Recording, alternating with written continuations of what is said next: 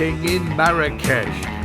In my hotel they have imported some wonderful, beautiful peacocks, would you believe, along with some huge rabbits, and I gather some hedgehogs, so I've not seen any hedgehogs. I've befriended the peacocks who come and visit me every morning.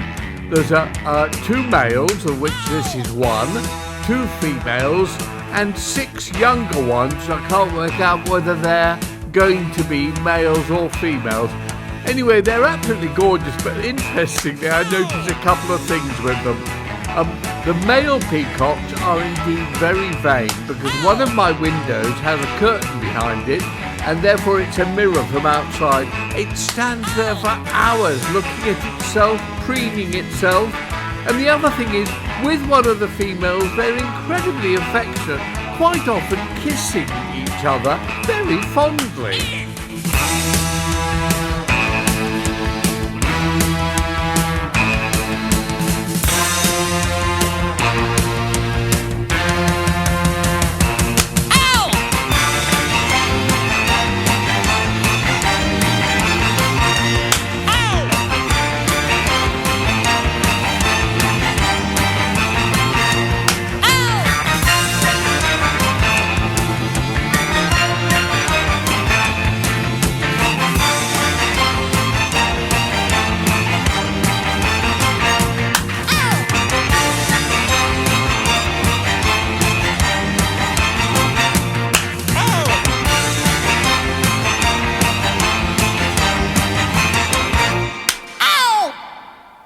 So here we are in 2024.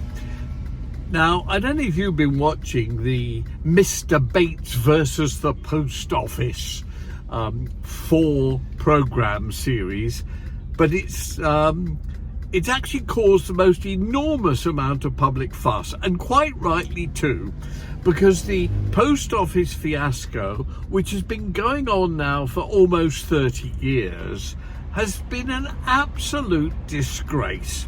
And the public at large, finally seeing what went on, are absolutely shocked and horrified. But I watch it and I go, do you know what? Far worse than the post office scandal is the false allegations industry and the problems that the justice system has been going through. Now, I've been aware of this since the year 2000, when I was arrested because false claims were made against me. 90% of them were proved in court to be false or thrown out before trials, but 5 men actually did manage to get to trial, and I was wrongly convicted. I couldn't believe how that had happened. Basically, there was no evidence, since there couldn't be, since the crimes never taken place. It wasn't that I hadn't done them, they had never taken place. But I was convicted because I just relied on lawyers and the justice system and the police. I thought, well, the police will be looking for the truth, and the moment they find out these are lies, they'll drop the whole thing. No. I then discovered the hard way. That isn't the way that justice works in Britain or around the world, I have to say. And my eyes were wide opened. And I then, both in prison and afterwards, because I came out very quickly, if you'll excuse the expression, it dawned on me that actually there were thousands, not just hundreds, but thousands of miscarriages of justice, 99.9% of which happened to people who didn't have the funds to defend themselves. It cost me £1 million, that first trial, or the energy or the knowledge or anything else. They were just ordinary people who suffered in most atrocious different ways. And over the years I've discovered even more, that not just false allegations of sex abuse, but all sorts of loopholes and incorrect mistakes that have happened in the justice system, the IPP thing is perhaps the worst of all. The public protection laws that were turned around after a couple of years when ministers realised it was a disaster. But there are still people in prison who got sentences of 2 or 3 years, 20 or 30 years later under the IPP rules, which are keeping people in prison after their sentence is finished for public protection. Disgraceful.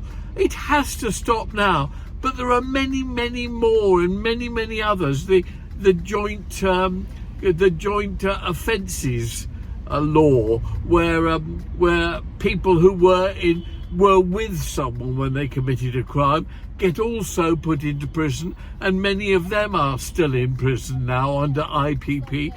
It just is a totally shattered justice system. Well, I thought watching this programme, Mr. Bates versus the Post Office, I had an idea which I want to talk to you about in a moment.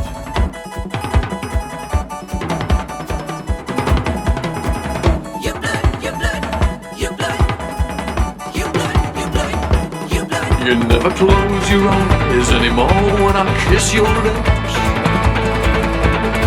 and there's no tenderness like before in your fingertips. You're trying hard not to show it, but baby, you blew it, you know it. You've lost that loving feeling, oh that loving feeling. You've lost that loving feeling, now it's gone.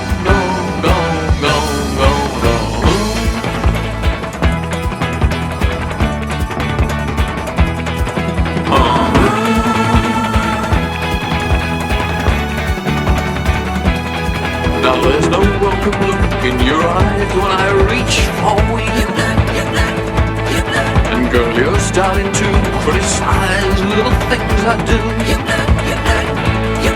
It makes me just feel like crying, 'cause baby, there's something beautiful dying. You lost that loving feeling, oh yes, that loving feeling, oh, you lost that loving feeling, now it's gone.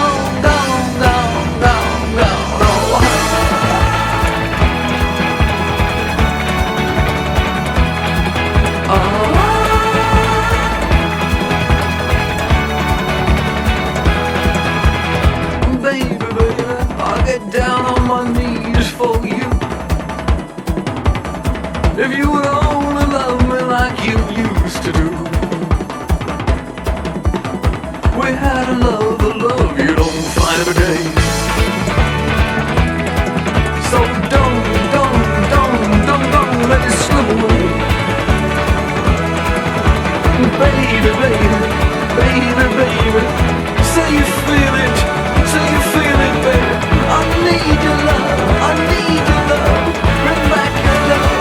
Bring back your love and feeling, baby. Bring back that love and feeling, oh. Bring back that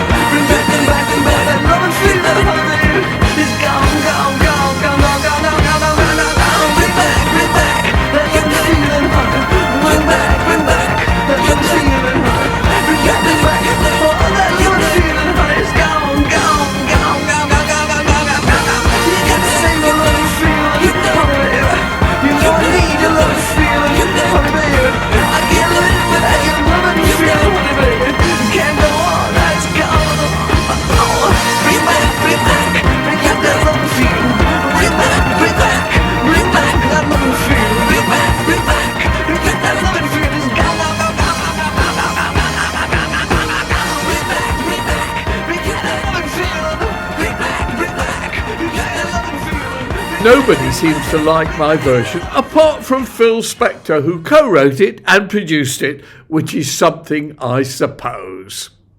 My idea, after watching Mr. Bates versus the Post Office, is this.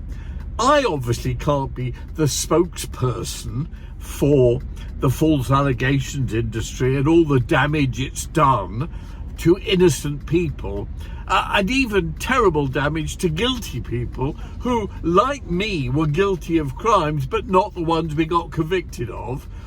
I was guilty of considering the age of consent laws to be ridiculous when you would, if you were heterosexual, a male going with a female, the female could be 16 years old, but if you're gay or bisexual and you wanted to go with another male, that was illegal at any age until 1967, and then with anybody under the age of 21, which remained until the late 90s. Now, I found that ridiculous and absurd, so being bisexual, I happily broke the law regularly again and again on that.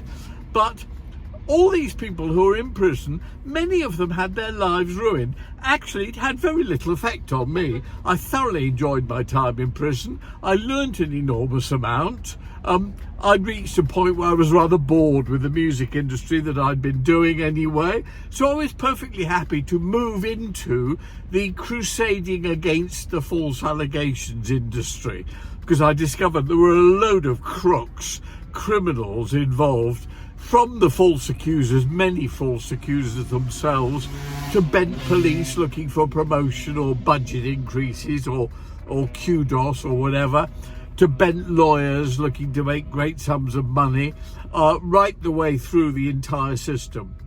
But I can't be a spokesperson because I was convicted, even though I'm still appealing that very first conviction. Many tried since and all of them failed, but that first one I was wrongly convicted. So as a result, I really can't be a spokesperson unless and until I get my appeal granted, which is still ongoing. But I thought to myself, it's not having a spokesperson, and it's not making a TV show or a film or anything that matters. What Mr. Bates did, Alan Bates, with the Post Office was he drummed up so much support and so much uproar by getting all the little people whose lives had been damaged or ruined or even ended, their relatives got together to protest. And he managed to get, I think in the initial stage, about 100 people together, and they all complained to their MPs, made a fuss and all the rest of it, and it grew like topsy. And I'm thinking to myself, do you know what?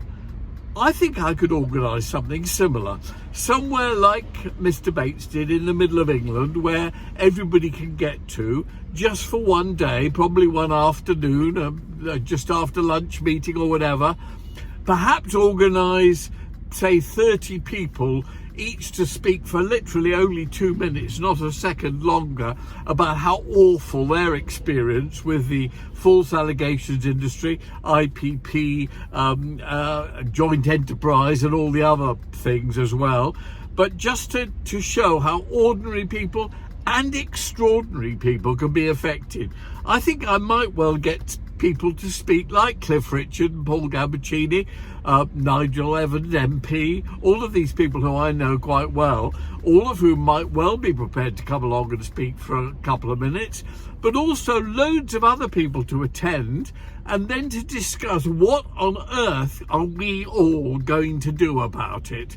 In fact, I think that probably the best sort of spokesperson would be that Andrew Malkinson, who you may know was one of the 10 worst miscarriages of justice cases in the last 30 years, according to Bob Woffington and his book, The Nicholas Cases.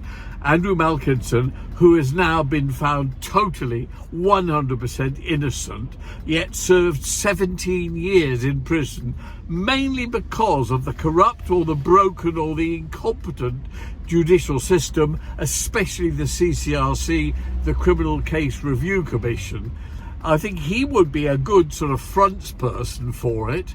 but I think I could organise hundreds of people to come along. What do you think? Is that a good idea, or am I barking mad? Of course, I tried this myself 15 years ago and got some attention, 5 million viewers, but perhaps I needed Toby Jones.